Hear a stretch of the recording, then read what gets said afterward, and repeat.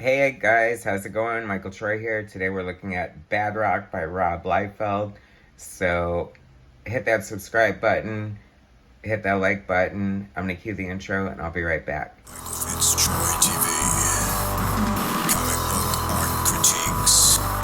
Snark, talk, and sarcastic ways. Representing geeky gaze. Aliens, comics, rule the day. Hurry up and turn that page. Michael Fitz Troy. Alright, so this is Badrock from Rob Liefeld. This cover is amazing, mostly because it's inked by Todd McFarlane. Todd inked a few New Mutants covers for Rob, and I'm sure he inked him a few other times other than this, but I think it looks smashing. I love it. I think it's great. I think Badrock is like a fun character. He was initially named Bedrock, but of course that didn't sit well with the creators of the Flintstones, and he was renamed Badrock, and I think that's like a way better name. He's like always been pushed and touted as the most popular member of Netflix, the most popular member of Youngblood. If he were happening today, like he'd have the most followers on Instagram, blah blah blah, whatever. I don't know why I said Netflix, but bear with me.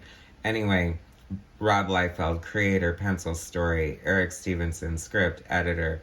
Jonathan Sabal and Danny Mickey, inks. Christian Lichtner, colors. Extreme Colors, color separations. And Kurt Hathaway, letters. Hey Kurt, what's up?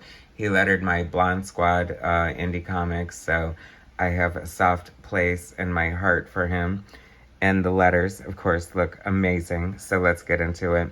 Boy, Badrock is like everybody's favorite teen hero, and here he is with 19 million teeth and like a mouthful of blood on the first page. How do you like that? And this isn't even one of the blood comic books. Usually it takes a couple pages to get into it when we're looking at an Image comic from the 90s, and we inevitably have to turn the book sideways to look at the art. Like, this is clearly, this is John Byrne's fault. Fantastic Four number 252, sideways issue. Rob Liefeld homaged that in X-Force, and he is just kept doing it over and over again every chance he gets. I don't know if it shows off the art better. Maybe it does. I don't know. Anyway, as you can see, it's a typical Rob Liefeld joint. There's like lots going on, big characters, crazy proportions, and no backgrounds. But the coloring looks great. I have to say, and the inks look good, and the penciling is pretty tight. I love the hatching here. I think John Sabal and Danny Mickey are two of the best inkers for Rob Liefeld, outside of Rob himself, because Rob is actually an extremely talented inker. Like, he has a couple of videos online of him just inking, and it's kind of magical, just like the talent that comes out of his pen with seemingly such little thought or effort. And that's like tons of practice and like tons of talent. So it's good to see him inked well. I feel like that is one thing that the Image people, especially since it was very art focused and they were a group of artists sort of defecting from Marvel Comics. Once they started producing their own comics, they definitely had the upper hand when it came to better printing, better production, better coloring.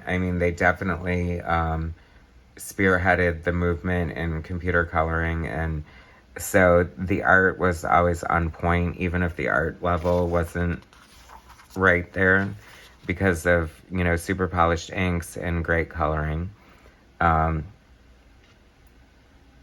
I have to say, clearly Rob loves the character of Badrock, because I feel like he's putting more into this than he has in other books. And here comes Troll with his crazy Weapon X Wolverine hairdo, which always cracks me up.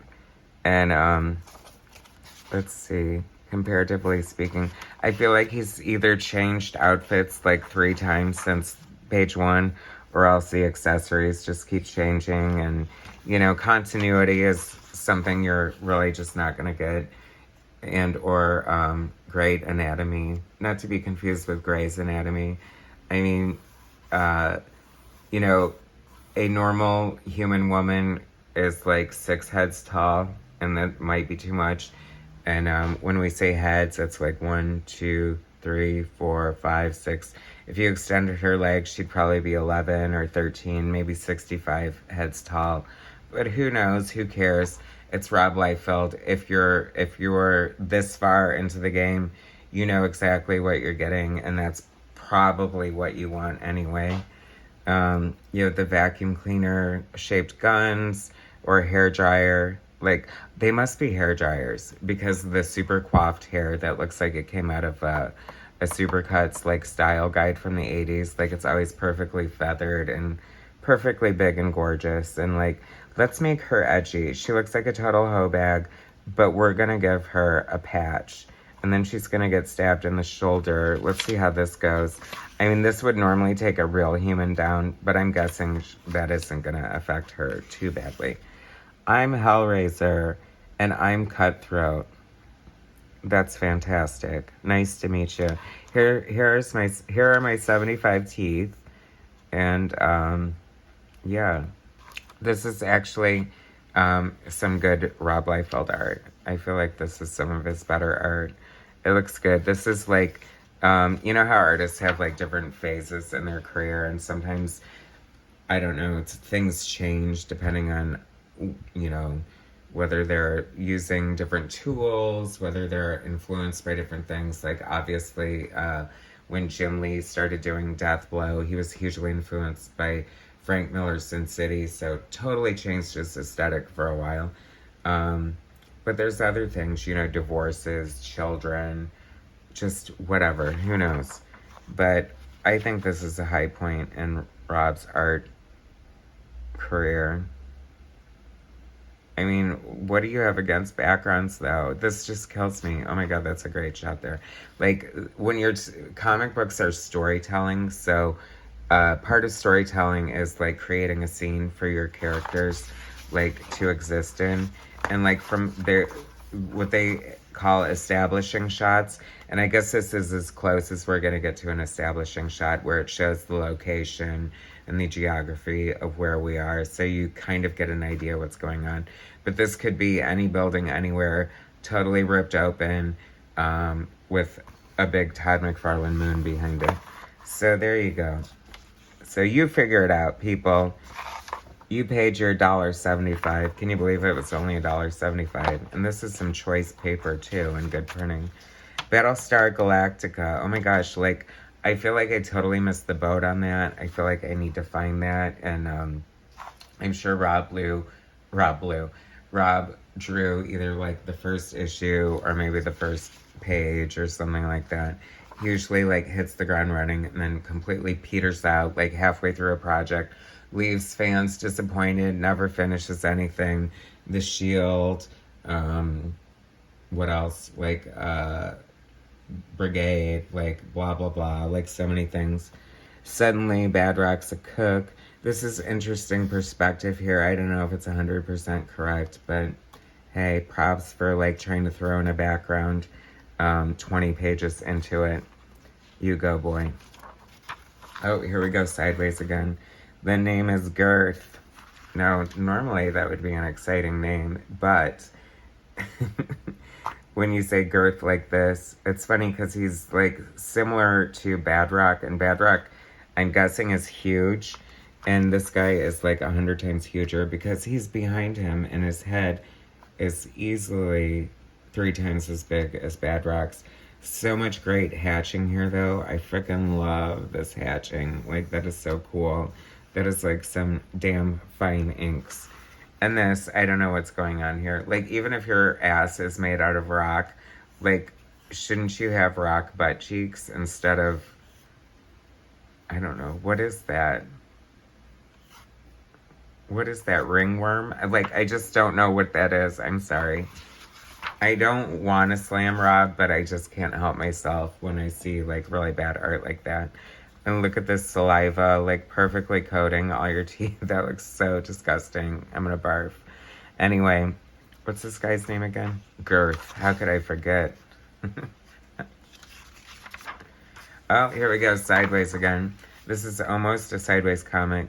Now, this is some interesting perspective. Like, it's sort of, I mean, foreshortening is definitely something that exists in comic book, but you have to do it so it looks sort of believable. I don't know. This looks like he just is crushed by something or whatever. But then on the flip side, it's also kind of cool at the same time. I don't know.